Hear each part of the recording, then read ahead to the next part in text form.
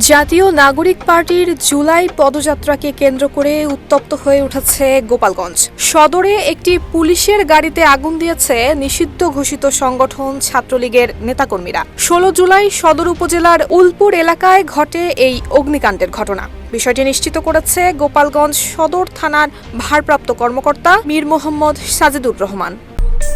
আরে cart up কেনাকাটা level up করতে এলো cart up. Best deals, authentic products আর ফাস্ট ডেলিভারি পেতে ডাউনলোড করুন কার্ট আপ অ্যাপ। ওসি বলেন, জাতীয় নাগরিক পার্টির মাস জুড়ে জুলাই পদযাত্রার অংশ হিসেবে ১৬ জুলাই গোপালগঞ্জ শহরের পৌরমার্গে পদযাত্রার কথা রয়েছে তাদের। সেখানে কেন্দ্রীয় নেতৃবৃন্দের আগমনের কথা থাকলে তাদের পদযাত্রা বানচালের জন্য নিষিদ্ধ ঘোষিত সংগঠন ছাত্রলীগের সাধারণ সম্পাদক আতাউর রহমান পিয়ালের সমর্থকেরা সদর উপজেলার উলপুর এলাকায় পুলিশের একটি গাড়িতে আগুন এবং ভাঙচুর করেছে। তবে এই ঘটনায় হতাহতের কোনো তথ্য পাওয়া যায়নি।